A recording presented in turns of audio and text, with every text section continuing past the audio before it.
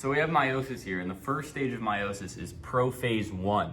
Meiosis is similar to mitosis, but the main difference is that our end result is a haploid.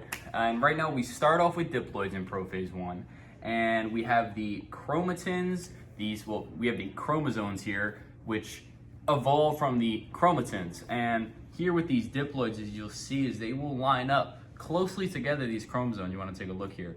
And what they'll do is then they'll start mixing. They'll start switching out each other's parts. So the cells from the mother and the cells from the father, the DNA, they'll start intermingling.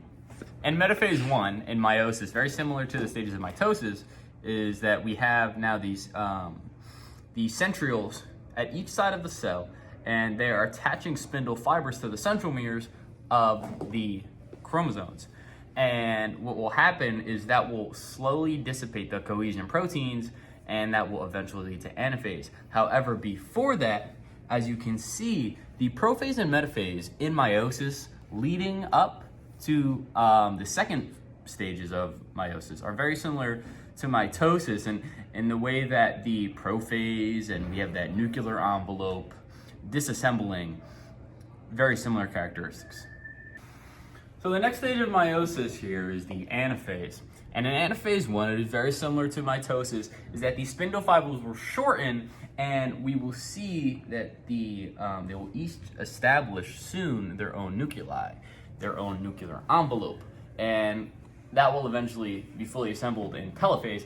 But in anaphase, as you can see, they are separated, they are pulled away from the metaphase plate, and dragged to opposite side of the cell, closer to the centrioles.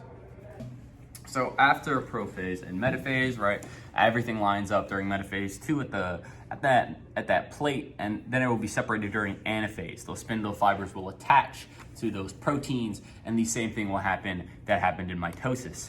And now what will happen here is anaphase and telophase, and this is our result. As you can see, we've reduced the number of chromosomes, and we wind up with 4 sex cells here, all with their own nuclear envelopes. We have gone from diploid to haploid, and this is where we see the full effect of the reduction division, and that is where we get the 4 sex cells, and those can be sperm cells. Those can, form into the egg, and the meeting of sperm and the egg eventually gives us the zygote.